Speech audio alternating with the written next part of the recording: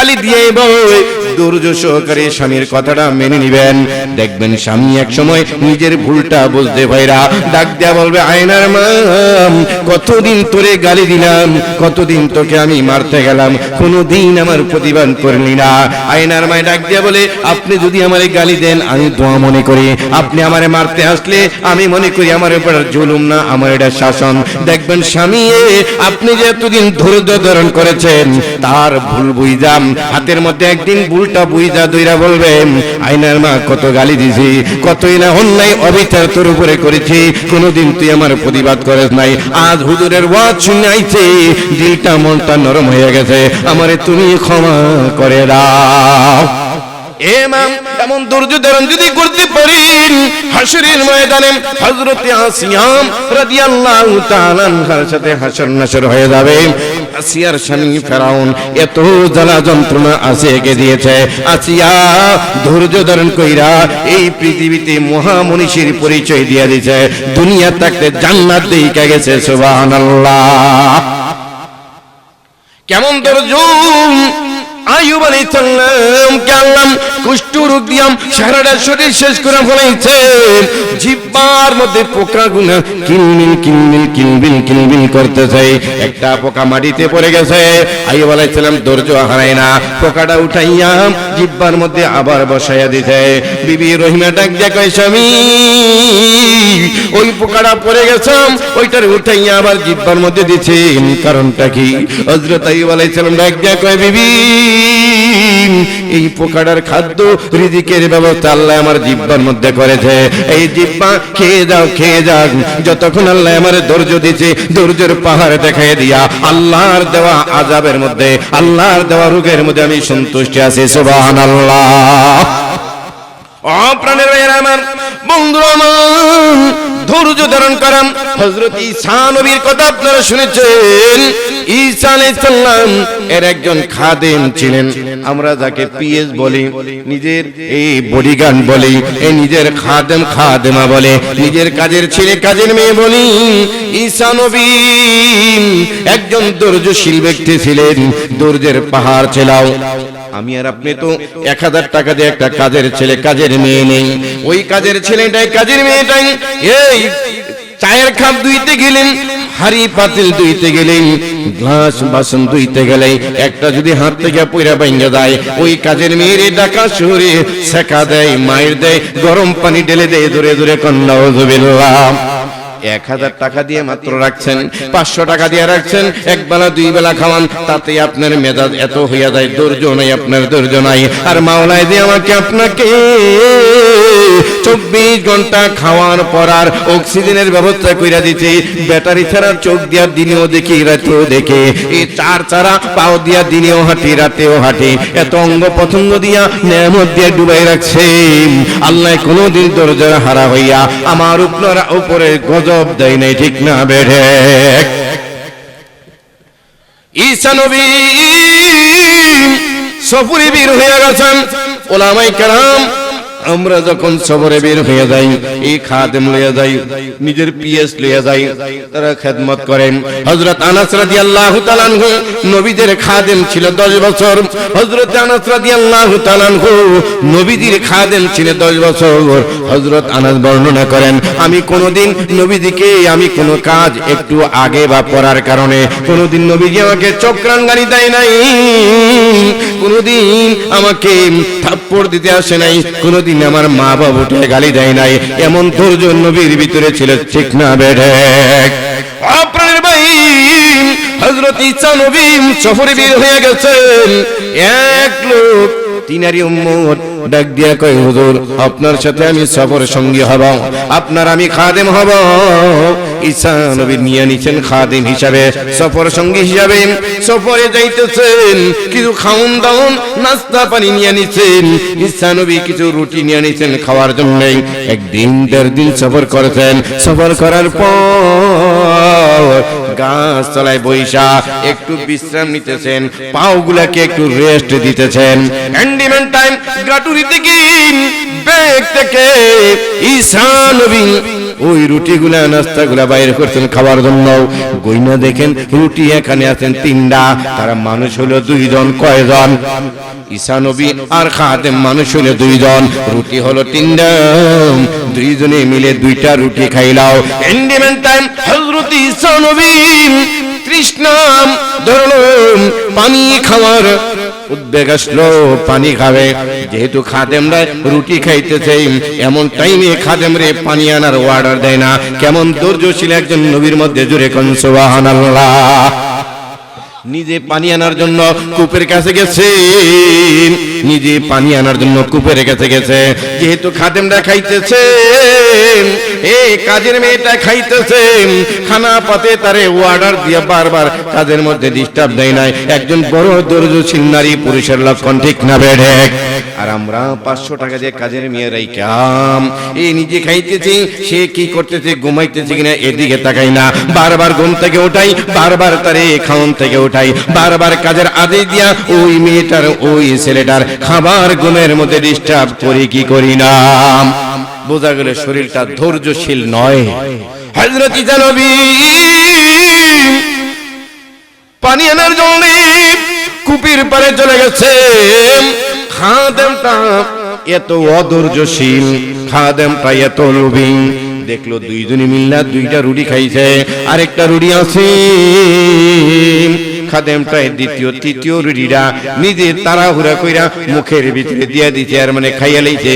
জোরে জোরে কন্যা নাউযুবিল্লাহ।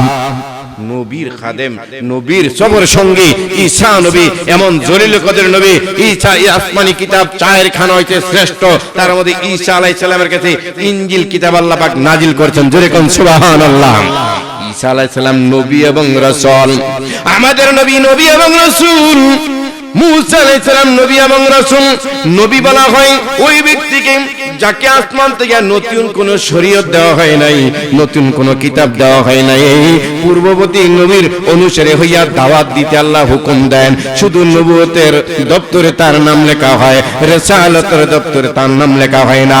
আর রাসূল বলা হয় যাকে নতুন করে শরীয়ত দিয়াম, নতুন করে আসমানি কিতাব দিয়ে প্রেরণ করা হয়, তাকে বলা হয় রাসূল। সুবহানাল্লাহ।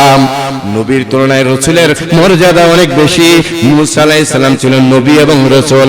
মুসা আলাইহিস সালামের ভাই হারুন আলাইহিস সালাম রাসূল ছিলেন না, শুধু নবী ছিলেন। আর ঈসা আলাইহিস সালাম রাসূল এবং নবী, আমাদের নবী রাসূল এবং নবী। সুবহানাল্লাহ। ঈসা নবী পানি আনতে গেছে, রুটি খাইয়া বলাইছে, আইসা দেখ রুটি নাই। ঈসা নবী ডাক দিয়া খাদেমরা ডাক দিয়ে বলে, রে খাদেম, রুটিটা কোথায় গেল? রুটিটা কে খাইলাও? রুটিটা কোথায় গেল? কে খাইলাও? খাদেমে ডাক দিয়া কই, হুজুর আমি জানি না, হুজুর আমি খাই নাই, হুজুর আমি জানি না। অধৈর্যশীল লোভী একজন খাদেমের হালাত আল্লাহ রাব্বুল আলামিন দুনিয়ায় লাঞ্ছনার গাঞ্ছনার হাত থেকে তাকে রেহাই কেউ করতে পারেনি, পারবে না, ঠিক না বেড়ে? এখনো যে অধৈর্যশীল হবেন, এখনো যে সবরের পরিচয় দিবে না, এখনো যে নবী নাই, রাসূল নাই, তাবি নাই, তাবি নাই, এখনো আলেমদের সাথে যারা এমন দুশমনি আর বেঈমানি করবে, আল্লাহ পাক তাদেরকে আযাব দিয়ে গ্রেফতার কইরা দুনিয়ায় লাঞ্ছনা গাঞ্ছনা দিয়ে দুনিয়া থেকে নিবে, ঠিক না বেড়ে? ঈসা আলাইহিস সালাম ডাক দিয়া কয়, তাহলে রুটিটা কে খেলো? ওই লোকটা বলে, আমি জানি না, আমি দেখিনি। চলা শুরু হয়ে গেছে, সামনে সফর শুরু হয়ে গেছে, সামনে যাইতেছি, পায়দল সফর, পায়দল সফর। কিতাবের মধ্যে লেখে যাইয়া দেখি বিশাল বড় হরিণের পাল, হরিণের পাল থেকে 2টা হরিণের বাচ্চা হযরত ঈসা নবীর দিকে আস্তে আস্তে তিরিং বিরিং করে আসতেছে। হযরত ঈসা নবী 2টা হরিণের বাচ্চা থেকে একটা হরিণের বাচ্চা নিজের কোলের মধ্যে না চাকু বা ছুরির ব্যবস্থা কইরা জবাই করে ফেললেন।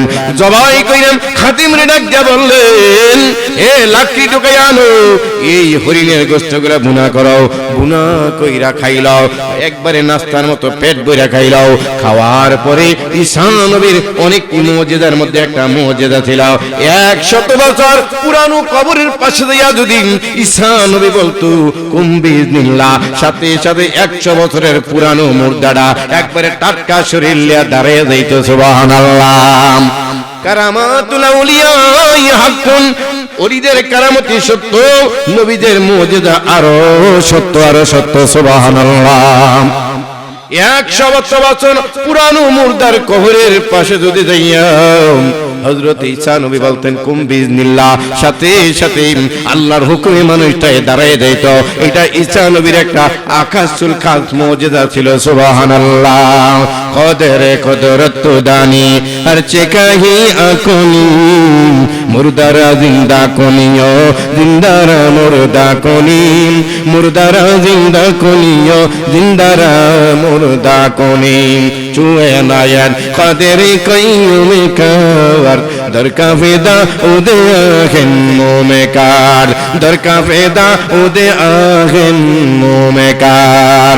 মুর্দায়ে আসাদ সালে রাখাইনি কুনাত, মুর্দায়ে আসাদ সালে রাখাইনি কুনাত। ইবো জুজু হক দিগারে কাইমি কুনাত, ইবো জুজু হক দিগারে কাইমি কুনাত। জোরে জোরে বলেন মারহাবা। হরিণের বাচ্চা বুনা খাওয়া শেষ, হযরত ঈসা নবী ডাক দা বলেন, হে হরিণের বাচ্চা, আল্লাহর হুকুমে তোরে জবাই করে আমরা খাইলাম, এখন আবার আল্লাহর হুকুমে আগের মতো জীবিত হইয়া যা। জোরে জোরে কোন সুবহানাল্লাহ। ঈসা নবীর মুজিজা, দুইটা হরিণের বাচ্চা থেকে একটা জবাই করে বুনা করে খেয়ে ফেলল। আবার যখন বলল, হে হরিণ, আল্লাহর হুকুমে জীবিত হইয়া যাও, আল্লাহর হুকুমে অস্তিত্বে আইসা যাও, আবার দ্বিতীয় হরিণটা জীবিত হইয়া পূর্ণাঙ্গ পালের সাথে দৌড় দিয়ে চলে গেছে। জোরে জোরে কোন সুবহানাল্লাহ। খাদেমটাই দেখতেছে লোভী ধৈর্যশীল, একটা রুটির লোভ সামলাইতে পারলো না, একটা রুটির ধৈর্য ধারণ করে রুটিটা খাওয়া থেকে বিরত থাকতে পারলো না। এইবার ঈসা নবী ডাক দেয়া বলে, খাদেম দেখলি তো কিভাবে হরিণটা জবাই করলাম, খেয়ে ফেললাম, আল্লাহর হুকুমে আমাদের সামনে আবার জীবিত হইয়া চলে গেল। খাদেম কই, হুজুর দেখছি একবারে বিশাল একটা কাম, এই হরিণ খাইয়া ফেললাম, আবার হরিণ জবাই হরিণ জীবিত হইয়া হরিণের পালের সাথে চলে গেল।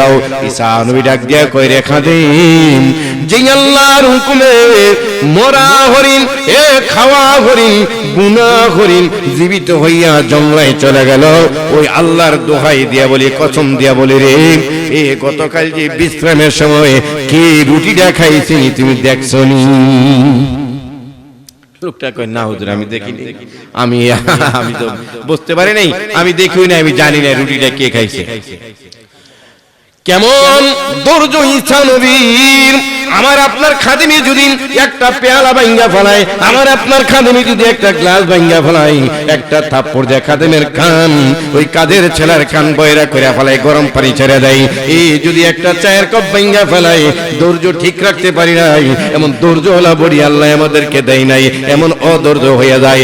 একজন নবী দিনার প্লেটের নাস্তা রুটি খাদেমি খেয়ে ফেলছে, একদিন 1.5 দিন পর্যন্ত এখনো ধৈর্য ধারণ করে আছে, এখনো খাদেমে বলে নাই, এখনো তো কেউ ছিল না, তুমি খাই যাও, এই রুটি খাওয়ার অপরাধে তোমারে আমার থেকে বিচ্ছিন্ন করে দিলাম, আমার থেকে দূর করে দিলাম। জোরে কোন সুবহানাল্লাহ। এগুলো হলো নবীওয়ালা খাসলত, নবীওয়ালা তবিয়ত। এ নবীওয়ালা তবিয়ত আর খাসলত আমাদের ভিতরে আনা দরকার আছে না নাই? আমাদের নবীর আচার ব্যবহার দেখা ইহুদিরা মুসলমান হয়ে গেছে, আর আমার আপনার আচার ব্যবহার মুখের ভাষা দেখা মুসলমানেরা থুকু ফালায়, ঠিক না বেড়ে? নবীজির বাড়িতে একজন ইহুদি একদিন মেহমান হয়ে গেছিলাম, লম্বা করলাম, ওই দিকে আমার বলার উদ্দেশ্য নয়। ইহুদি নবীজির বাড়িতে রাত্রে মেহমান হয়ে গেছে, নবীজির সাধ্য অনুযায়ী ভালো ভালো খাওয়ানোর আয়োজন করেছেন। নবীজির সুন্নত হইল, কারো বাড়ির যদি কোনো মুসলমান মেহমান হয়, ওই মেহমানের তাকাদা অনুযায়ী, মেহমানের চাহিদা অনুযায়ী কমপক্ষে 3 দিন তারে মেহমানদারি করানোর সুন্নত। জোরে কোন সুবহানাল্লাহ। আমরা ওই মেহমানগুলা যদি শ্বশুর বাড়ির মেহমান হই, 3 দিন কেন 1 সপ্তাহ মেহমানদারি করি। আর যদি স্বামীর বাড়ির মেহমান হই, বেগমে বেগম ধরে ওই এত প্রকারের আইটেম আইনো না, আমার মাজা ব্যথা, আমি মশলা বাইটা গোস্ত রানতে পারবো না। জোরে জোরে কন্যা হুজুবিল্লাহ। এমন বাদাইমা মহিলা সব এলাকাতে কিছু না কিছু আছে না নাই? ঢাকা শহরের কথা বলছি, আমার ঘনিষ্ঠ মুসল্লি আমার কাছে কান্দি, একটা ট্রাভেল এজেন্সির ম্যানেজার, কুমিল্লায় তিনার বাড়ি, ঢাকাতে একাধিক ফ্ল্যাটের মালিক, কান্দি আর কই হুজুর অনেক কষ্ট করে বাবাই লেখাপড়া করে গেলাও, বাবাই প্রাইমারি স্কুলের মাস্টার ছিল, আরো 30-40 বছর আগে আমি সেই এখন আমার চেয়ে আরো বড়। এই হুজুর আমার বাড়ির মেহমান যখন আসে আমার বিবি চুলার পরে যায় না, রাগ রাগ বাপ দেখাইয়া থাকে, ভালো কিছু আনলে বাবার জন্য মায়ের জন্য ইলিশ মাছ আনলে গরুর গোস্ত আনলে এতটা তরকারি পাকাই না, রান্না বান্না ভালো করে না। আমার বাপ মা এই আমার বাসায় যতবারই আইছে ততবারই মনে কষ্ট হয়ে গেছে, এমন অভাগিনী ফ্যামিলির মেয়ে আছে না নাই? আর যখন আমার শালি আমার শালাম আমার শ্বশুর বাড়ির কোনো আত্মীয় আসে, আমার বিবি খাতা কলম লেখা বাজারে যাওয়ার সময় লেখা দেয়, আমার দুলাভাই আমার বোনে চিংড়ি মাছ পছন্দ করে, বড় জেতা তেলাপিয়া পছন্দ করে, এই পদ্মার ইলিশ পছন্দ করে। আর আমার বাবার বাড়ির আত্মীয় স্বজন আসলে সে রান্নার দানার কাছে যায় না, গাল ফুলিয়ে থাকে, মাথা ব্যথা শরীর ব্যথা উঠতেছে না, জোরে জোরে কন্যা হুজুবিল্লাহ। এই সমস্ত বাদাইমা মহিলাদেরকে আল্লাহ হেফাজত করুক, জোরে জোরে কন্যা আমিন। এ বাড়িতে মেহমান হয়ে গেছেন, রাসূল সুন্নত তরিকায় সুন্দর খাওয়ান দিছেন, ভালো ভালো খাইয়া ইহুদিরা রাতের বেলায় এই রাসূলের ঘরের বিছানার মধ্যে পায়খানা কইরা তুইয়া গেছে, জোরে জোরে কন্যা হুজুবিল্লাহ। ইহুদি মনে মনে ভাবে যেই মুহাম্মদের বাড়িতে আইলাম ভালো ভালো খাওন দিল, রাতের বেলায় তাহার বিছনাপত্র পায়খানা করে বড়াইয়ে ফেললাম, সকাল বেলায় যদি আমারে দেখে যা খাইছি তা বাইর করব, যা না খাইছি তাও বাইর করব। তার ধারণা নবীজির প্রতি আর নবীজি যেমন অধৈর্যশীল নয়, রাতের বেলায় বাইগা গেছে এই ভুল ক্রমে নিজের খাপের মধ্যে তরবারিটা ছেড়াও, তরবারিটা নবীজির ঘরে ফালাই চলে গেছে, মনে নাই বাড়িতে যাইয়া আধা পথের মধ্যে যাইয়া মনে হয়েছে মুহাম্মদের বাড়িতে তো তরবারিটা ফালাই আইছে, রাইতে খাইলাম থাকলাম তরবারিটা ফালাই আইলাম, এখন আর সাহসে কুলায় না মুহাম্মদের বাড়ি থেকে তরবারি আনতে গেলে আমারে আমার তরবারি দিয়ে আঘাত করবে বলে আমার ঘরে খাইয়া আমার ঘরে পায়খানা কইরা বিছানা ভরে গেছ, জোরে জোরে কন্যা হুজুবিল্লাহ। কেমনে তরবারি আনি, কেমনে তরবারি আনি? সকাল বেলায় দিনে নবী উম্মতের কান্ডারি মেহমানের সেবায় কোনো কমতি করেন না, দরজা খুইলা দেয়া দেখে মেহমান নাই, মেহমানের জায়গায় পায়খানা পড়ে আছে, পুরা গোর পাতলা পায়খানা করে ভরে ফেলাইছে, ভালো খাওন দিছিল হুজুর আমার নবী আপনার নবী উম্মতের কান্ডারি চোখের পানি ফেলাইয়া কান্দারি, মাওলা মেহমানের মনে ভালো যত্ন করতে পারি নাই, মেহমানের খানাটা মনে হয় মেহমানের মাংস অনুযায়ী হয় নাই, মেহমান মনে রাগ করে চলে গেছে, আমি তো আল্লাহর কাছে ধরা খেয়ে যাব। এই অনুনয় করে দুজাহানের বাদশা নবী নিজ হাতে ওই খাতাগুলা ওই তোষকগুলা আগের জমানার নিজের হাতে কূপের পানি নিয়ে ধুইতেছে আর মেহমানের জন্য আফসোস করতেছে। সুবহানাল্লাহ। महबूब ने कहा सल्लु अला नामे मोहम्मद, आंखों को दिया दिल के जिलाना में मोहम्मद, आंखों को दिया दिल के जिलाना में मोहम्मद। फरमाते ही आदम के मुझे खुल्द दरी में लिखा हुआ तो बाब मिलाना में मोहम्मद, लिखा हुआ तो बाब मिलाना में मोहम्मद। दुरे दुरे कन मरहबा। এমন নবী মুহাম্মদ আফসোস করিয়ার খাতা ধুইতেছি, ওই দিকে ইহুদি তরবারিটা নেওয়ার জন্য আসার জন্য আকাঙ্ক্ষা করতেছে, তরবারিটা কোন সুরতে আনি, না হয় আমার তরবারিটা তো মুহাম্মদ নিয়ে বিক্রি করে ফেলবে, না হয় মুহাম্মদ ব্যবহার করে ফেলবে।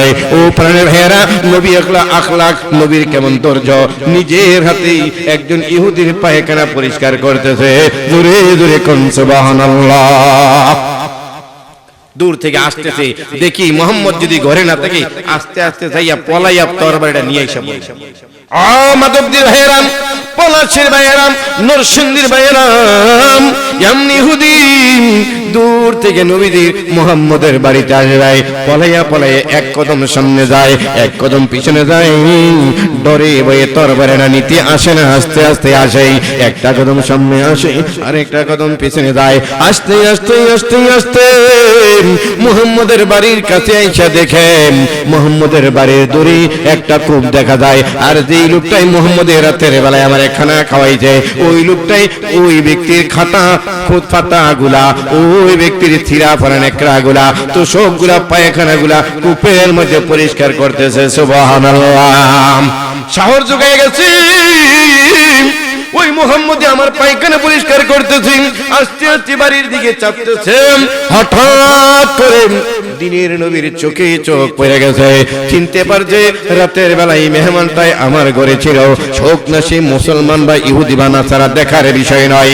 এমনি নবী ডাক ডাক, ভাই তুমি আমার বাড়িতে রাতের বেলায় মেহমান ছিলে, আমি ভালো মনে খাওয়াইতে পারি নাই, বিছানাটা মনে আরামদায়ক হয় নাই, তোমার সাথে মনে আমি ভালো ফিলিপ করি নাই, ভালো তোমাকে আদর আপ্যায়ন করতে পারি নাই, এই জন্য মনে হয় রাগ কইরা ভাইগা গেছো, আমার ঘরে আবার খাওয়ানোর আয়োজন করব, তোমাকে মন ভরে পেট ভরে খাওয়ার ব্যবস্থা করবো। সুবহানাল্লাহ, हमसे राते मुस्तफा, हमसे राते मुस्तफा, गर तमामी हाले कौन इत्तिबा, अरे गर तमामी हाले कौन इत्तिबा, इत्तिबायम सुन्नती खैरुल बशर, गिरे लाजम तब याबी ऐ पेसर, गिरे लाजम तब याबी ऐ पेसर, शरीयत हो तरीकत हो तमामी, हकीकत में मोहम्मद की गुलामी, हकीकत में मोहम्मद की गुलामी। जुरे जुरे कन अल्लाहु अकबर। ইহুদিরা আগে আসতেছে, নবীদের চেহারায় চেহারা পড়ে গেছে, চোখে চোখ পড়ে গেছে, এই কথা শুনি না ইহুদির কলিজাটা বড় হয়ে গেছে, দিলটা খুশি হয়ে গেছে, আমি আগে কই নবী এতদিন আপনার নামে বদনাম করছি, আপনারে মিথ্যা নবী জানতাম, আপনাকে মূর্খ নবী জানতাম, আপনারে পাগল নবী জানতাম, আপনার চরিত্র যে এত ভালো, আপনার যে এত মহাদর্জের অধিকারীরা আমি জানতাম না। নবী গো, রাতের বেলায় আমি ভাইগা গিয়েছিলাম, আপনার ভয়ে আপনি আমাকে আঘাত করেন, মারেন, আপনার ঘরে খাইয়া আপনার ঘরে পায়খানা করে বিছানা ভরে গেলাম। নবী ডাকতে আঞ্জা দিয়ে দিল, কয় ভাই না না না, আমি আরো আফসোস করতেছি, তুমি মনে কষ্ট ভাইয়া চলে গেছো, খাওন দাওন ভালো হয় নাই, বিছানাটা ভালো দিতে পারি নাই, তুমি আমাকে ক্ষমা করে দিও, মাফ করে দিও। সুবহানাল্লাহ। ইহুদিরাই নবীদের ব্যবহার দেখা, নবীদের আপ্যায়ন দেখা, নবীদের ধৈর্যশীলতা দেখা, নবীদের মহান উদারতা দেখা ডাক দেখো, নবী গো এতদিন যত অভিযোগ আপনার নামে আমি শুনেছি সব কিছু 100% মিথ্যা, আমি এখন প্র্যাকটিক্যালি জবাব পেয়ে গেছি, আপনার মতো এত উদার মনের মানুষ, আপনার মতো এত রহমওয়ালা মানুষ, আপনার মতো এত ধৈর্যশীল মানুষ, এত আপ্যায়নওয়ালা মানুষ, এত ভালো মানুষ আসমানের নিচে জমিনের উপরে নাই। সুবহানাল্লাহ। নবী বুঝতে পেরেছি গো নবী, আপনি একজন সত্য নবী, আল্লাহর প্রেরিত নবী, আপনার ধর্ম সত্য, আপনার কথাগুলো সত্য, সব কিছু আপনি 100% সত্য। নবী গো আমারে আর দেরি কইরেন না, আপনার সত্য কালিমার পতাকার নিচে আমাকে নিয়ে নেন, আপনার দলভুক্ত আমাকে কইরা নেন, আমাকে কালিমা পড়িয়া মুসলমানের অন্তর্ভুক্ত কইরা আপনার উম্মত হিসেবে গ্রহণ করে নেন, পরে দেন লা ইলাহা ইল্লাল্লাহ মুহাম্মাদুর রাসূলুল্লাহ সাল্লাল্লাহু আলাইহি ওয়াসাল্লাম। নবীদের ধৈর্য কেমন, আখলাক কেমন, নরম ব্যবহার কেমন, নবীদের ব্যবহারে ধৈর্যে ইহুদি মুসলমান হয়েছে। মুসলমান বাবা নিজের সন্তানের সাথে ভালো ব্যবহার করবেন, নিজের স্বামীর সাথে ভালো ব্যবহার করবেন, ও স্বামী ভাইয়ের আমার বিবির সাথে ভালো ব্যবহার করবেন। এমনটি নয় নিজে দামি দামি পোশাক পরবেন আর বিবির শুধু কম দামি কাপড় কিনে এনে দিবেন, ছায়া ব্লাউজ পেডিকুট চাইলে বলবেন বছরে কয়টা লাগে, আর ঘরে গিয়া খালি বলবেন তোর বাপে বিদেশ গেছে আমারে কি দিছে, তোর ভাইয়ে বিদেশ গেছে আমারে দিছে কিছু। সারাক্ষণ পেনের করবেন না, কখনো বিবিকে ভালোবাসবেন।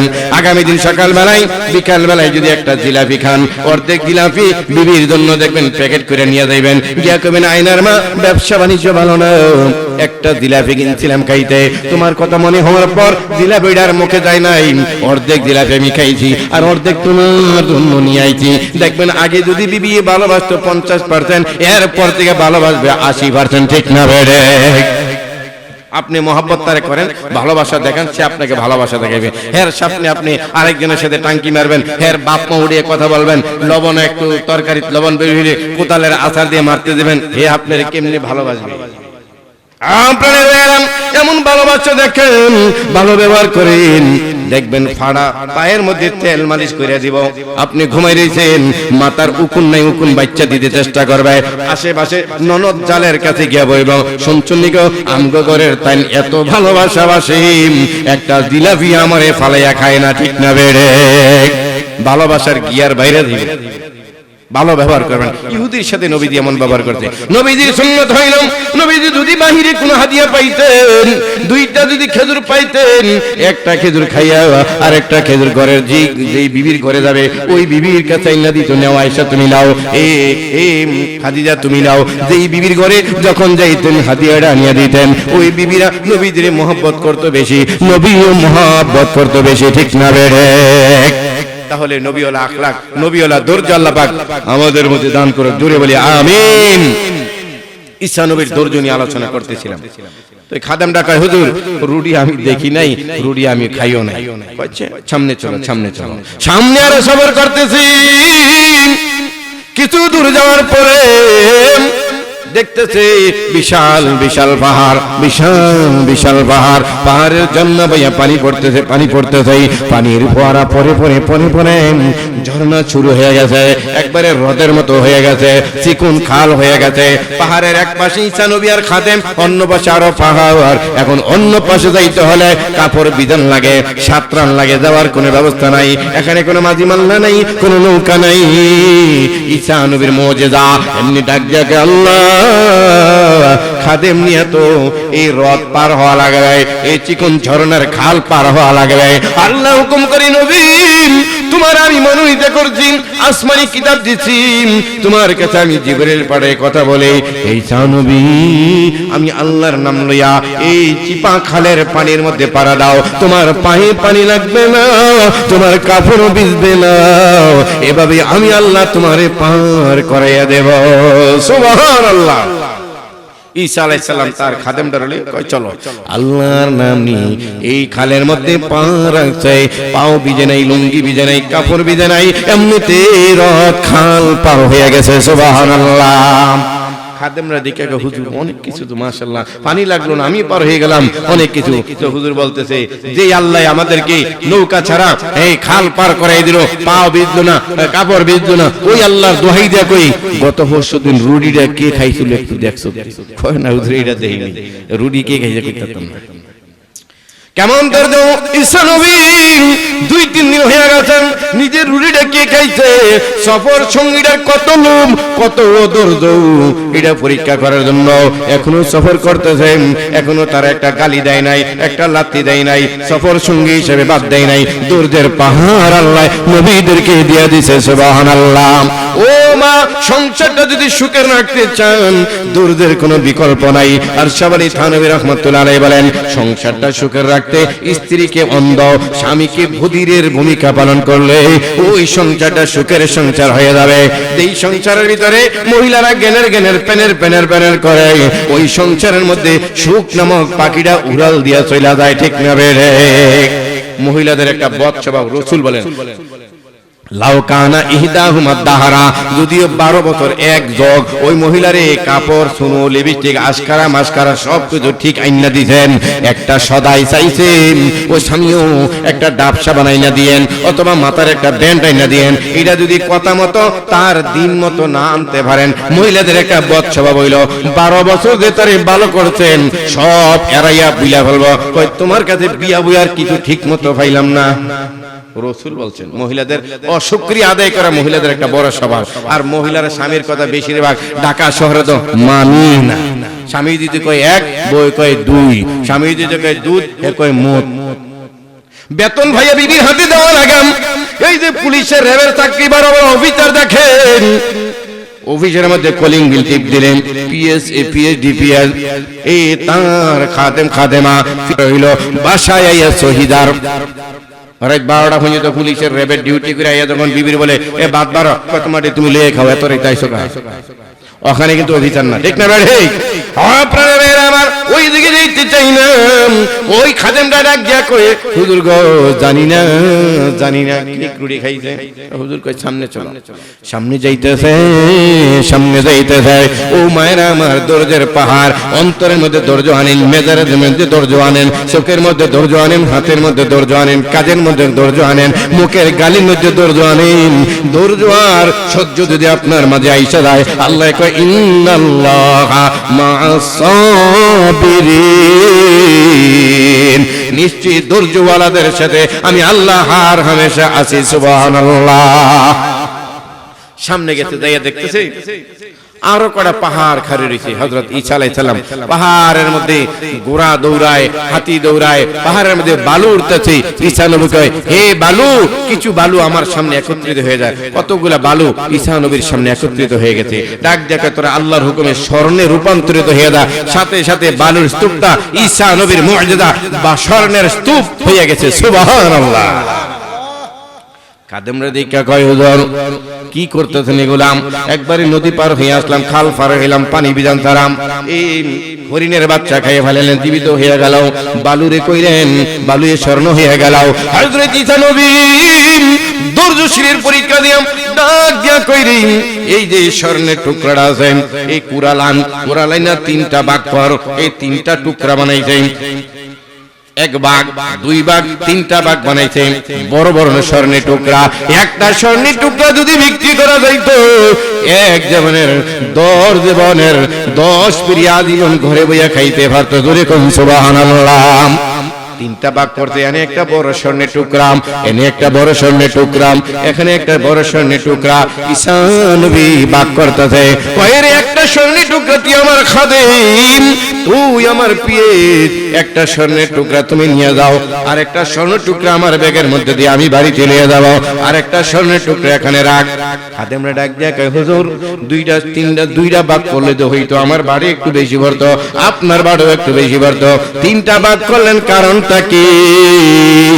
হযরত ঈসা নবী কয় এইটা দিয়ে আমি এখন ডায়াবেটিস পরীক্ষা করব, আল্ট্রাসোনোগ্রাম করব, পেটের ভিতরে পাথর আছে কিনা দেখবো। হুজুর এখন সুবহানাল্লাহ। এই ডায়াবেটিসের পরীক্ষা না কি? তো ঈসা আলাইহিস সালাম কয় এটা তোমার ভাগ, এই বড় স্বর্ণের টুকরাটা তোমার, এই বড় স্বর্ণের টুকরাটা আমার, আর যে আরেকটা বড় স্বর্ণের টুকরা আছে এইটা গত পরশুদিন রুটিটা যে ব্যক্তি খাইছিল তারে খুঁজে গিয়ে দিয়াও। খাদেমাকে হুজুর মাইন্ড করেন না, কিছু পিএসটাকে হুজুর মাইন্ড করেন না, পরশুদিন রুটিটা আমি খাইছিলাম, তো রুটিটা ওই স্বর্ণের টুকরাটা আমার দিয়ে দেন। জোরে কোন নাউযুবিল্লাহ। আমরা এমন জনগণ হয়ে গেছি রাস্তার ইটের না নিজের গরুর তলে বিছাই গুনে মনে করি না। জোরে কোন নাউযুবিল্লাহ। আর একজনের কাঁচামরিচ ক্ষেতের কাঁচামরিচ পাইরা আইনা ভর্তা বানায় খাই, গুনে মনে করি না। আরেকজনের ক্ষেতের ধন্যা পাতা নিয়ে আসি, এটা গুনে মনে করি না। নাকি মিছা কথা? 10 টাকার বাদাম খাইবো, ছোলা খাইবো, 10 টাকার ঝালমুড়ি খাইবো, মাফার আগে দেওয়ার আগে 1 মুঠ খাইয়া কয় 10 টাকার দে। এই মাফের আগে দিয়ে 1 মুঠ মুড়ি খাইলেন, ঝালমুড়ি খাইলেন, চেরাচুর খাইলেন, এটারে গুনে মনে করি না, অথচ এটা কবিরা গুনাহ, বান্দার হক। ঠিক না রে? আমরা তো ইরাতের মুসলমানের জনগণ হয়ে গেছি। আল্লাহ রাব্বুল আলামিন এমন শাসক আমাদের গায়ে চড়াইয়ে দিয়েছে। ঠিক না রে? আমি আর আপনি ইলেকশন আইলে একজনের একটা ভোট রাইতে 3 বার বেশি। ঠিক না রে? মাগরিবের পরে যদি একজন চেয়ারম্যান প্রার্থী দুই একজন লুকাইয়া কয় 500 টাকা দিয়ে গেলেন একটু চা বিস্কুট খাইয়েন, আগামী রবিবারে ভোটটা কিন্তু খেয়াল রাখেন, ওই মিয়া 500 দিয়ে দিতেন, ভোটটা আপনারা ছাড়া আর কারে দেন। আবার ঈশান নামাজের পরে রাত 10টা 11টায় আরেক চেয়ারম্যান পাঠিয়ে 1000 টাকা নোটটা ধরে কয় চাচা 1000 টাকা দিয়ে গেলেন একটু ভালো মন্দ খাইয়েন, রবিবারের ভোটটার কিন্তু একটু খেয়াল করেন। বলেন কি ভোটটা তো আমরা লিখে রাখছি। রাইতের 12টার পরে যদি আরেকজন চেয়ারম্যান পাঠিয়ে আসেন ডাক দিয়া 2000 টাকা হাতের মধ্যে দিয়া কয় চাচা এই ইলেকশনের দিনে একটু খেয়াল রাখেন, তো কও কি রাত 12টা পর্যন্ত ভোটটারে তোমার জন্য পাহারা দিয়ে রাখছি, জোরে জোরে কন্নাউজুবিল্লাহ। একজনের ভোট একটা ভোট, তিনজনের কাছে এভাবে আমরা জনগণ বেশি, এটার গুনাই মনে করি না। এই জন্য চেয়ারম্যান মেম্বারও পাস করার পরে যেহেতু তার মেম্বারই পাস করতে 20 লাখ টাকা লাগে যায়, চেয়ারম্যানই পাস করতে 1 কোটি টাকা লাগবে, সে মনে করে 5 বছরে এই মহল্লার ভিতরে ইউনিয়নের ভিতরে আমি 1 কোটি টাকা বিনিয়োগ করলাম, আগামী 5 বছরের ভিতরে রাস্তা থেকে কালভার্ট থেকে বিধবা বেটির কার্ড থেকে এই পঙ্গু ভাতা থেকে বিধবা ভাতার কার্ড থেকে 5 বছরে 1 কোটি টাকার লাভে সুদে আসলে টাকা আমার উড়াইয়া নেওয়া লাগবে। আমরা যে করে খরচ করাইছি হেরাও খুশি মনে দিতেছে নে নে নে আবার এইটা আমি ফেরত নেব। এই জন্য চেয়ারম্যান মেম্বার রাস্তার ইট নিয়া নিজের বাড়িতে বিল্ডিং করে, একজন না ইচ্ছা করলে নবীদের দাওয়াত দিয়া করে খাওয়াইতে পারবেন না। নবীজি এমন একটা যেমন আসবে আমার আলেম ওলামা আমি নবীর ওয়ারিসদেরকে দাওয়াত খাওয়াইবে, তাদেরকে যারা মুসাফা করবে, তাদেরকে যারা ভালোবাসবে, তাদের পক্ষে যারা থাকবে আমি নবী ধরে নিব, আমি নবী থাকলে তারা আমার পক্ষে থাকতো, আমারই দাওয়াত খাওয়াইতো। সুবহানাল্লাহ। তো 3 টুকরা স্বর্ণ বিশাল বড় গাঠের হয়ে গেছে না, কান্দের মলি দিয়েছে মগায় কয় আমারটা তো ভাইলাম, রুটি খানেরটা তো আমি হইলাম, আবার ইছানবিটাও রাগ করে দিয়ে দিছি। প্রাণের ভাইরা আমার রুটি বদলাই 1 টুকরা নিজের জন্য 1 টুকরা, ইছানবির 1 টুকরা, 3 টুকরা স্বর্ণ বিশাল বড় গাঠের হয়ে গেছে, কান্দের মধ্যে লইয়া আনন্দের সাথে বাড়িতে যাইতেছে, আর মনে মনে ভাবতেছে ওই যে বাদাইমার মতো এই স্বর্ণ বেচাম, বেচাটা হইব, বড় একটা বিয়া কইরাম, ছেলে হইব, ছেলে হইয়া বড় হইয়া কইবা আব্বু ভাত খেতে আসো, কই খাইতাম না। এই প্ল্যান করতেছে যাইতেছে, আল্লাহর কুদরত বোঝা যায় না। নবীর সাথে বেয়াদবি, আলেমের সাথে বেয়াদবি, কিছু দূর যাওয়ার পরে লোকটাই ঘামিয়ে গেছে, স্বর্ণের বোঝাটা নিজের রাইকা একটা গাছের তলায় ছায়ার মধ্যে একটু আশ্রয় নিছে, একটু রেস্ট নিতেছে, জিরাইতেছে, আউগুলারে ঢুলে ঢুলে রেস্ট নিতেছে। আল্লাহর কুদরত বোঝা যায় না। ওই এলাকায় ছিল ছিনতাইকারী ডাকাইতকারী, 2 জন ছিনতাইকারী ডাকাতি বড় অস্ত্র সজ্জ নিয়ে কয় এই বেটা পেটে অনেক ক্ষুধা, তোর ব্যাগের মধ্যে কি আছে খাওন দাওন বার কর। রাখে আল্লাহ মারে কয় আমার ব্যাগের মধ্যে কোনো খাওন দাওন নাই। খাওন দাওন না থাকলে কি আছে খোল, কই না খোলা যাবে না। যেই কইছে খোলা যাবে না, ডাকাইতের সন্দেহ আর বাড়ছে, এমন কোন দামি জিনিসপত্র আছে কেন খোলা যাবে না, খুলতেই হবে।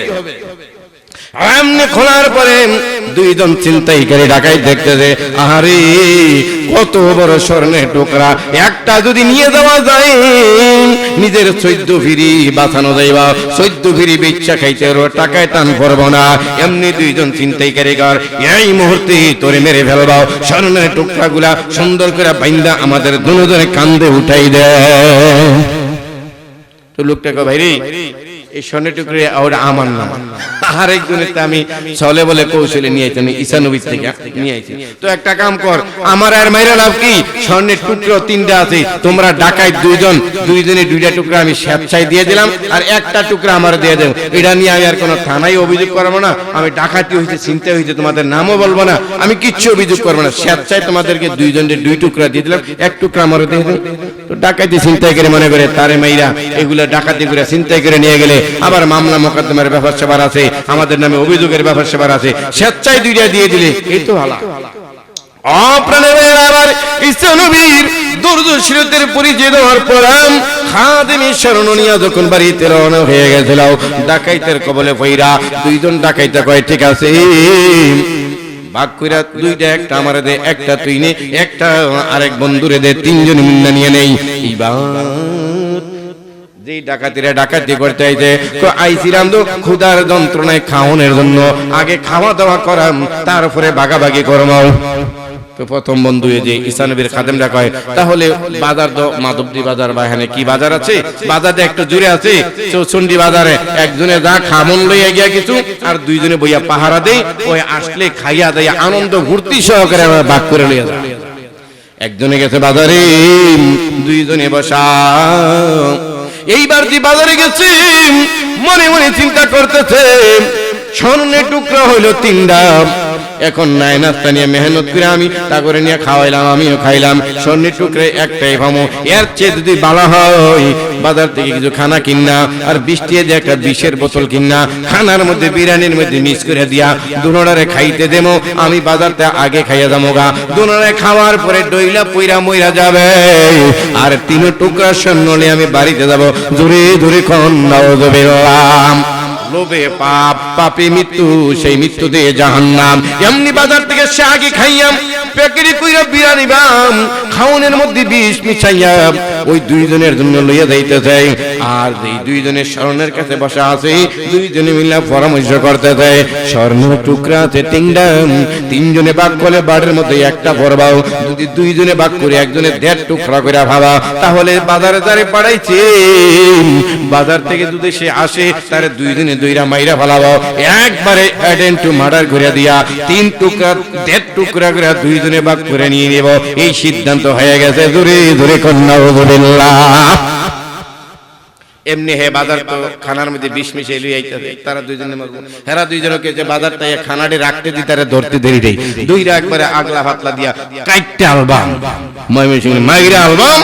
এমনি উনি খানা নিয়া রাখতে না রাখতে দুইজনে দুইরা কি লইয়া গুছিয়ে চিপা চাইপা একবারে দেখতে জাগার মধ্যে মার্ডার। এখন 3 স্বর্ণের টুকরা দাদা দুইজনে নিব, ওই ডাক দিয়া কয় তে তো মনে পেট বইরা খাইয়াইছে, তার খানাটি তো রাখিয়া গেছে, খানা দিল আমরা আগে খাই এরপর ভাগ করুন। খানার মধ্যে তো বিষ মিশানো। প্রাণের আমার হেফাজতুল ইয়াউমা কিতাবের মধ্যে লেখেন, ও প্রাণের আমার কিতাবের মধ্যে সুন্দর ঘটনা লেখছে, কাসাসুল আউলিয়া নামক কিতাবের মধ্যে ঘটনাটা আছে। এমনি দুইজনে আগে খাওয়া দাওয়া করে নেই, তারপরে স্বর্ণের টুকরা করে একজনে ভাগ করবাও। এমনি খাইতেছে খানা ফাতের মধ্যে ঢইলা দুইজন মরে রয়েছে। আগে একজনের দুইজনে মিল্লা মারছে, পরে বিষ মিশানো খানা খাইয়া দুইজনে মরছে, 3জনে ঢলাঢল দইরা পইরা রয়েছে। ঈসা আলাইহিস সালাম সফর শেষে কার্য সমাধান করার পরে 2-4 দিন পরে আবার এই পথে ফেরত আইতে আইসা দেখতেছে স্বর্ণের টুকরার জায়গা স্বর্ণ পরা যায়, তার খাদেমটাও পরা যায়, দুইজন ডাকাইত পরা যায়। এমনি ডাক দিয়া করে আল্লাহ কি খেলা দেখাইনি, দুনিয়ার লোভের কারণে একটু ধৈর্য হারা হওয়ার কারণে স্বর্ণ পাইলি না, নিজের জীবনটা অকাতরে বিলীন করে দিলে। আল্লাহ আমাদের সকলকে হেফাজত করার ধৈর্যশীলতা বাড়াইয়া দেয়। জোরে জোরে করে আমিন। একটু জিকির করেন লা ইলাহা ইল্লাল্লাহ, লা ইলাহা ইল্লাল্লাহ। আর জোরে লা ইলাহা ইল্লাল্লাহ, লা ইলাহা ইল্লাল্লাহ, লা ইলাহা ইল্লাল্লাহ, লা ইলাহা ইল্লাল্লাহ। সাদ্দাত জান্নাত বানাইলাম, সাদ্দাত জান্নাত বানাইলাম, মনের মতন সাজাইলাম, মনের মতন সাজাইলাম। এক পলক দেখিতে মৌতের সাক্ষাৎ পাইলাম। লা ইলাহা ইল্লাল্লাহ, লা ইলাহা ইল্লাল্লাহ, লা ইলাহা ইল্লাল্লাহ, লা ইলাহা ইল্লাল্লাহ মুহাম্মাদুর রাসূলুল্লাহ সাল্লাল্লাহু আলাইহি ওয়াসাল্লাম। ধৈর্য ধারণ কইরা একজন মূর্তি পূজা ও আল্লাহর তৈরি জান্নাত পেয়ে গেছে। সুবহানাল্লাহ। ধৈর্যের কোনো বিকল্প নাই, এমন ধৈর্য না ওই যে বিয়ে আইছে ছেলের লাইগা, কার লাইগা? মেয়ে একটা দেখাইছে ঘটকে, দেখবেন অধিকাংশ ঘটকেরাম অথবা জমির দালেরা বাড়াইয়া বাড়াইয়া মিথ্যা কথা কয় কি কয় না। মেয়েটারে দেখাইছে ঘটকের কাছে ছেলের বাবাই ডাক দিয়া কয় মেয়েটা কোরআন শরীফ পড়ছেনি, নামাজ পড়েনি। এই যুবকেরা বিয়ের আগে খবর লইবা মেয়েটা নামাজ পড়ে কিনা, পর্দা করে কিনা, শুদ্ধ করে কোরআন শরীফ পড়া জানে কিনা। এই খবরটি নিয়ে যদি বিয়া করাও আশা করা যায় সুখের সংসার হবে। আর শুধু চামড়ার সৌন্দর্য দেখা, রূপসী বিউটি পার্লারের এই গরু সাধারণ দেখা যদি বিয়া করাও আশা করা যায় সুখের সংসার হবে না, হবে না, হবে না। তেঁতুল গাছ লাগাইয়া আমের আশা করা যেমন বোকামি, বেপরদায়ী বেকরানি বেনামাজি মেয়ে বিয়া কইরা সুখের আশা করা এর চেয়ে বড় বোকামি, ঠিক না বেড়ে? এমনি ছেলের বাবাই জিজ্ঞাসা করে ঘটকের কাছে, মেয়ে নাই কোরআন শরীফের নামাজ পড়েনি। এমনি ঘটকে ডাক দিয়া কই মিয়া কোরআন শরীফ পড়ে কি পড়ে না আপনি কি জানবেন? মেয়েটা কোরআন শরীফের 32 পারা হাফেজ। কয় পারা? ছেলের বাবা মাথায় হাত দেখ, ও মাম ডাকাতে মুফতি ওমর পরে যুক্তিবাদী সেবাইয়া কইয়া গেল কোরআন শরীফ হইল 30 পারা, আমগো এলাকার কোরআন শরীফ গুলো 30 পারা, মাইয়াই 32 পারা পারে কিভাবে? ঘটকে মেয়ে রাহেন কিভাবে 32 পারা? 30 পারা তো হে পারে, আরো আলগা সূরা কেরাত দোয়া কালাম কমপক্ষে 2 পারা হইবে হিসাব করলে। আলগা সূরা কেরাত দোয়া কালাম দিদি পারে, এইটা আরো হিসাব করলে আরো 2 পারা হইব। এমনি 30 পারা তো পারে, এইটা মিল্লা দিতে হয় 2 পারা, একসাথে 32 পারা কইয়া লইলাম। কয় এমন মেয়েদের দরকার। তো কয় ছেলের ভাই মেয়ের ঘরবাড়ি কি, মেয়ের বাবার ঘরবাড়ি কি অবস্থা? কয় বলেন কি, মেয়ের বাবা আল্লাহ রাখলে সাইডে ইডের নিচে রাখছে। কয় তইলে তো বোঝা যায় বিল্ডিং আছে, সাইডে ইডের নিচে রাখছে মানে কি বিল্ডিং আছে উপরে ছাদের নিচে থাকে, তইলে বিয়া দেখায়। বিয়া দেখতে আইছে ছেলে লইয়া ছেলের বাপ লইয়া সাফা লইয়া 8-10 খাইতে আইছে। মনে করেন পলাশে মেয়ে দেখার জন্য আইছে, বুঝাইবার জন্য বলছি, জাস্ট ফর এক্সাম্পল। মেয়ে দেখার জন্য আসছে, এমনি ছেলের বাবা ডাক দিয়া কই মেয়েটারে সামনে আনেন। ঘটকে ডাক দিয়ে মেয়েটারে সামনে আনছে, কোরআন শরীফ একটা মিল্লা দিছে। মারে মা তোমার অনেক প্রশংসা শুনলাম ঘটকের কাছে, তুমি নাকি 32 পারা হাফেজ। মেয়ে মনে মনে হাসে আর কয় আল্লাহ কায় দাম পড়া সিবারায় তো বলি নেই 32 পারা হাফেজ। ঘটকে তো বাড়াই গেছে, কোরআন চেপে মিল্লা দিয়ে দিছে। কই মারা মা একটা ফিস্টে একটু মধুর সুরে পইরা শোনা। মেয়েরা নিচের দিকে চাইয়া কান্দে আর চোখের মানে ফেলায়, আর বাবারে বাচ্চার কাছে বুইরায় আমার মাদ্রাসাত পড়ায় কোরআন চিপটা শিখাই দিল না, মসজিদে ভাড়াইয়া কোরআন চিপটা নামাজটা শিখাই দিল না। এখন বিয়ার লোকটির সামনে কতবার একটা লজ্জা শরম কফরতে তো পারে না, চোখের পানি ফেলাইতে তার কান্দতেছে। তো মেয়ের ছেলের বাবা কয় ঘটক আপনাকে মেয়ে তো পড়ে না, একটু তাড়াতাড়ি পড়তে কোন। তো ঘটককে কি মিয়া পড়বা, আপনারা কি মনে করছেন মেয়েটারে? মেয়েটার মধ্যে হাফেজ মনে করছেন? মেয়েটা কোরআনের তর্জমাও জানে। আপনারা যেই পৃষ্ঠাটা দিয়ে পড়তে দিচ্ছেন এই পৃষ্ঠাটার মধ্যে মনে জাহান্নামের পড়া, জাহান্নামের পড়ার তর্জমা বুঝতে ভাইরা মাইয়া জাহান্নামের ভয়ে কাঁদতেছে। কি পড়বো ছাত্র? নাউযুবিল্লাহি মিন যালিক। তো ছেলের বাবার গরিব বাবার মাইয়া তো বড় অনেক কামেল, তাহলে বোঝা যায় তর্জমা সহকারে বোঝে। এই পৃষ্ঠার তর্জমা সহ বুঝে জাহান্নামের ভয়ে কাঁদতেছে, আসলে হেতে আলিফ বা তা ছায়ে পারে না। জোরে কোন নাউযুবিল্লাহ।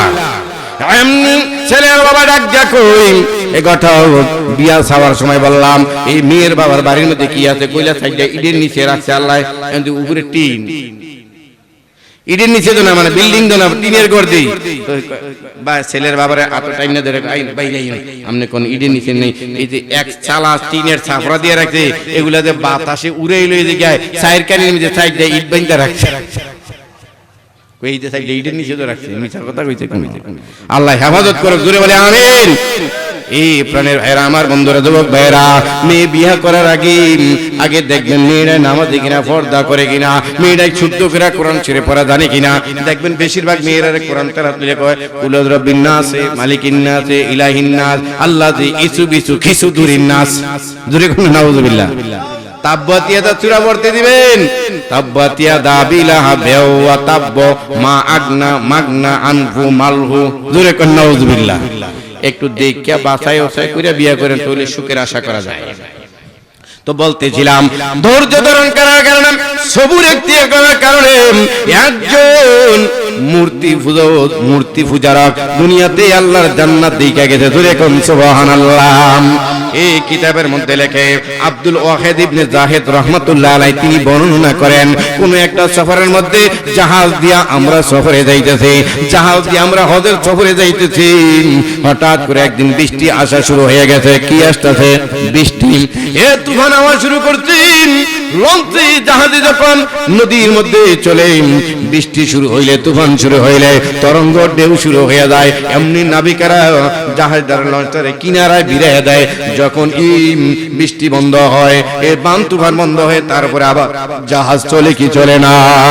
কয়েক সময় জাহাজ দিয়ে আমরা যাইতেছি, বৃষ্টি আসা শুরু হয়ে গেছে, আমরা জাহাজটারে একটা দ্বীপের কাছে ভিড়াইলাম।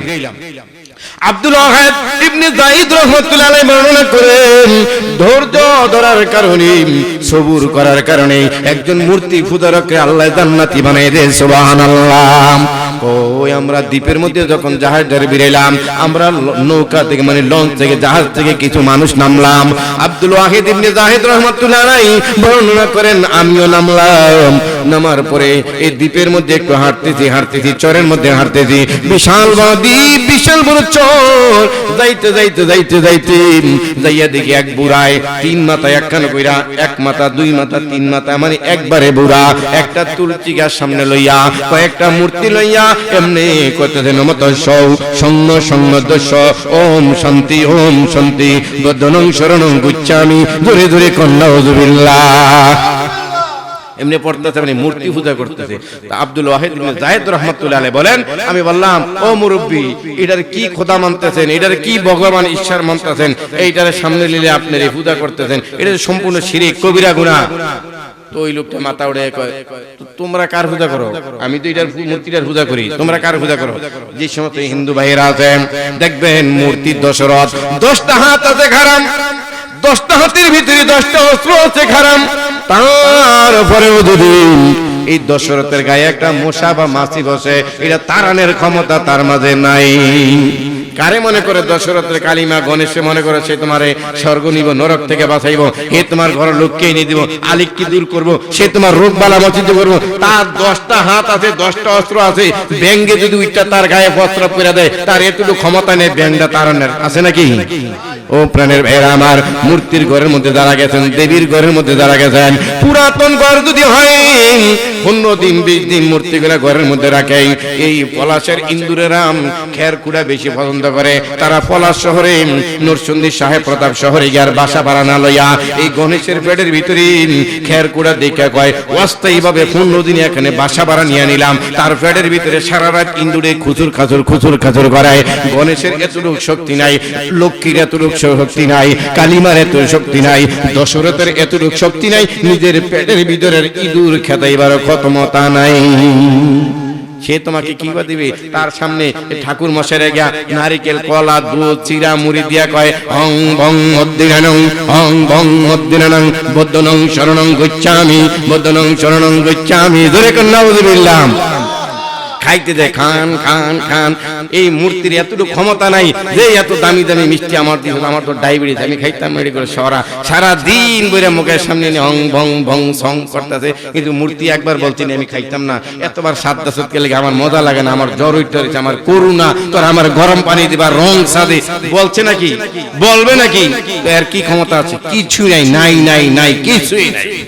আমি আব্দুল ওয়াহিদ ইবনে যায়েদ রাহমাতুল্লাহ আলাইহি ওই মূর্তি হুজুরটারে ডাক দিয়া কয়, এগুলা একটা মূর্তি আপনি বানাইছেন, নিজে চিনি দিয়ে বানাইছো, নিজে পাথর দিয়ে বানাইছো, কাঠ দিয়ে বানাইছো, মাটি দিয়ে বানাইছো, এগুলার পূজা করাও, আমরা একমাত্র আল্লাহর ইবাদত করি। সুবহানাল্লাহ। ওই বুড়াই মূর্তি হুজুরটা ডাক দিয়া কয়, আরে আল্লাহ আবার কেডাই? আল্লাহ আবার কি? এমনি আব্দুল ওয়াহিদ ইবনে যায়েদ রাহমাতুল্লাহ আলাইহি কয়, তাদের সবার সঙ্গীর ব্যাগের মধ্যে কোরআন শরীফ ছিল, এই কোরআনটা আল্লাহর পক্ষ থেকে আল্লাহ দিয়েছে, এইটার মধ্যে আল্লাহ সব বইলা দিয়েছে।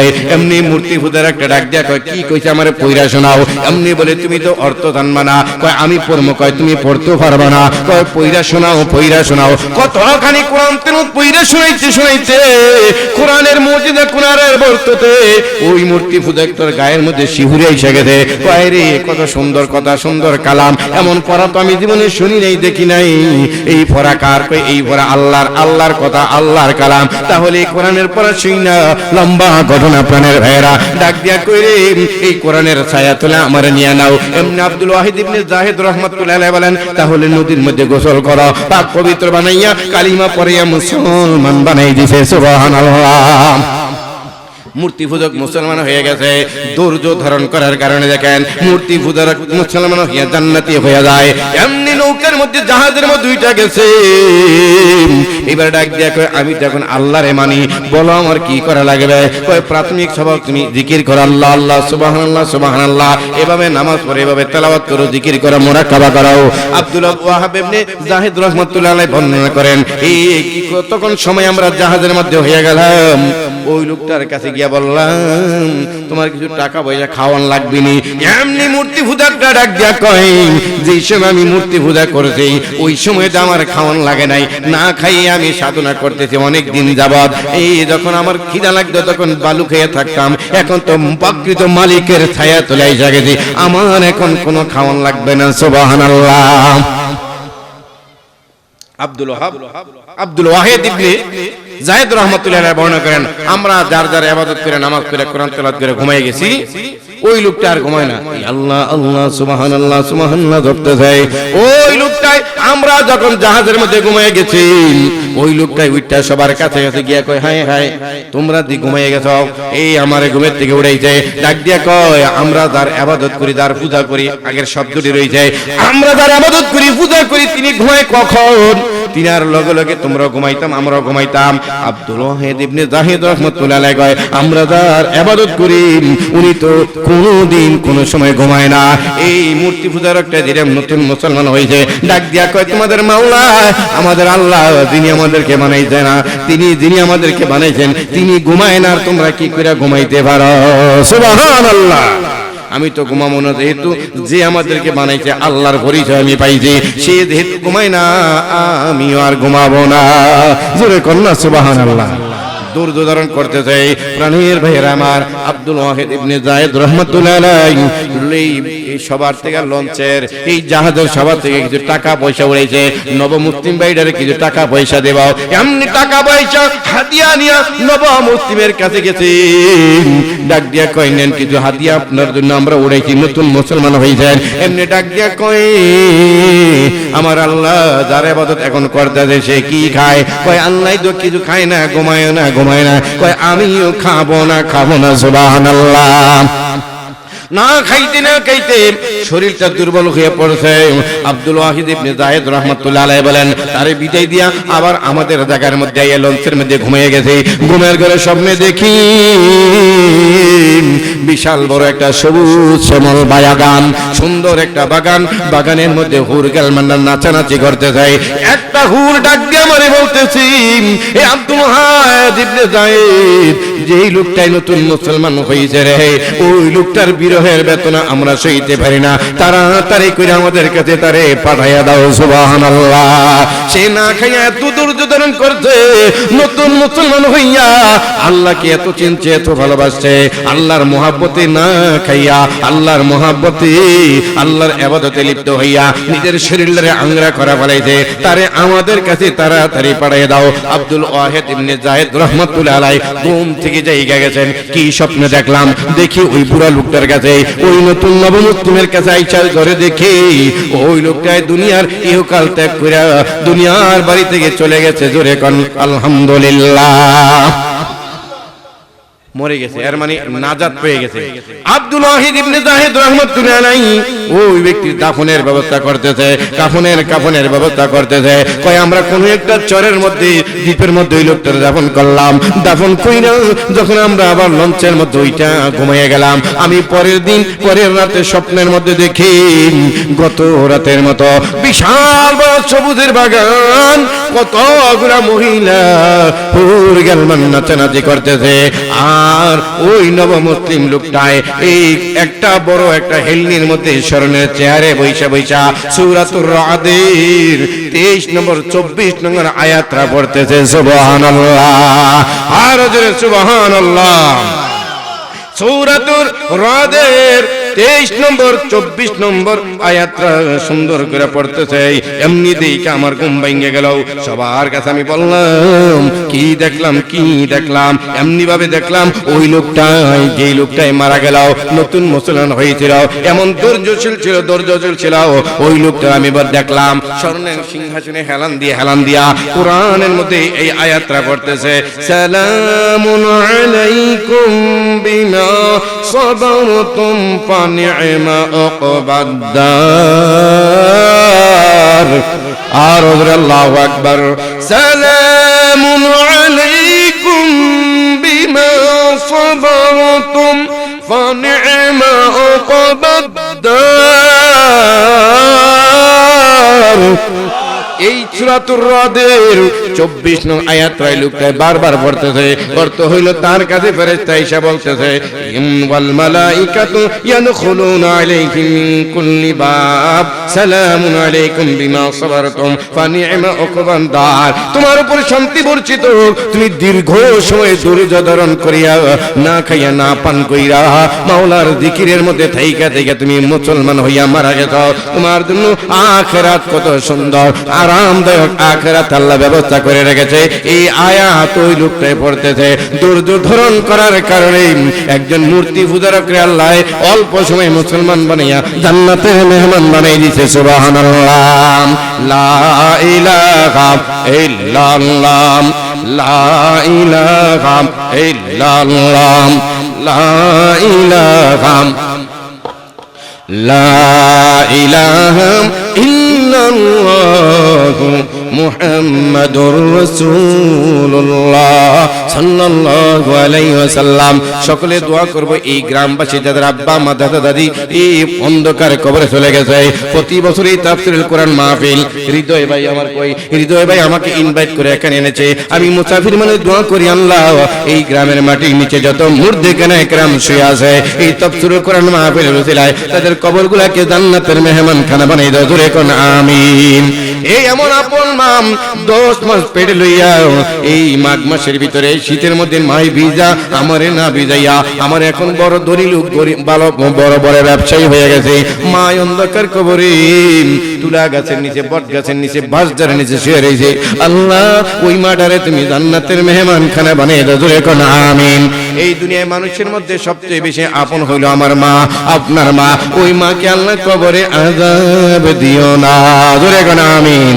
আমার লাইগা কাঁদেন মাগো সারাটি জানাম, আমার লাইগা কাঁদেন মাগো সারাটি জানাম। কোথায় গেলে পাবো আমি এমন আপনজন, কোথায় গেলে পাবো আমি এমন আপনজন। ঠিক কিনা বলেন? বাহির থেকে অফিস থেকে যদি আসেন সন্তান হাতের দিকে তাকিয়ে থাকে, বিবি হাতের দিকে তাকিয়ে থাকে। বিদেশ থেকে আসলে বিবি লাগেজের দিকে তাকিয়ে থাকে, আমার লাগে চেন আনলো কিনা, কম্বল আনলো কিনা। একটা মাত্র মহিলা সংসারের মধ্যে আছে, ওই কোনোদিন ছেলের হাতের দিকে তাকায় না, পেটের দিকে তাকিয়ে থাকে। বাবা বাহির থেকে আসছো, আগে খাইয়ে নে তারপরে কথা হবে। ঠিক না বেড়ে? আমার লাগা কাঁদিলে মাগো, আমার লাগা কাঁদিলে মাগো সারাটি জানাম। কোথায় গেলে পাবো আমি এমন আপনজন, কোথায় গেলে পাবো আমি এমন আপনজন। আরে কত কষ্ট সইছে মাগো গর্বে যখন আমি, আরে কত কষ্ট সইছ মাগো গর্বে যখন আমি, কত কষ্ট সইছ মাগো জানে অন্তর্যামী। চে আমার মুখের পানে, চে আমার মুখের পানে মা,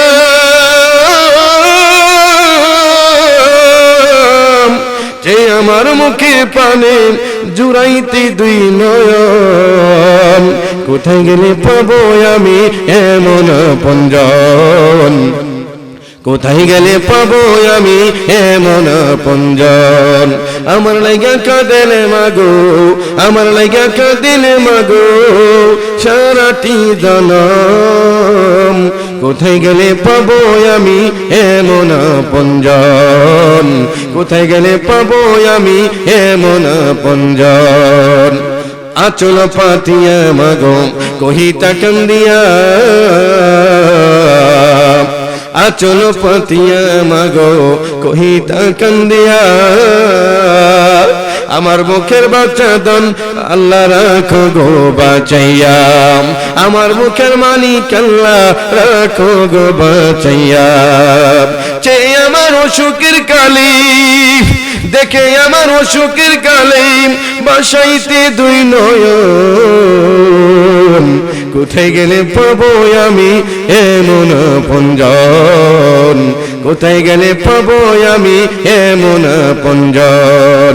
আমার লাইগা কাঁদেলে মাগো, আমার লাইগা কাঁদেলে মাগো সারাটি জনম, কোথায় গেলে পাবো আমি এমন আপনজন, কোথায় গেলে পাবো আমি এমন আপনজন। আর বিদেশে যদি কারো পুত্র চলে যায়, যাই নামাজে বসে আমার কান্দে মা জানাই, আরে বিদেশে যদি কারো পুত্র চলে যায়, যাই নামাজে বসে আমার কান্দে মা জানাই। বুকের দনু বাঁচাই রাইখো, বুকের দনু বাঁচাই রাইখো, এ ফরিয়াদ দরবারে তোমার, কোথায় গেলে পাবো আমি এমন আপনজন, কোথায় গেলে পাবো আমি এমন আপনজন। আমার লাইগা কাঁদিলে মাগো সারাটি জনম, আমার লাইগা কাঁদিলে মাগো সারাটি জনম, কোথায় গেলে পাবো আমি এমন আপনজন, কোথায় গেলে পাবো আমি এমন আপনজন। আমার মা নেই, আপনাদের যাদের মা নেই, মা বোনেরা যারা আছেন যাদের মা নেই, আল্লাহ সকলের আব্বা আমার কবরটা জান্নাতি বানিয়ে দেয়, সকলে বলি আমিন।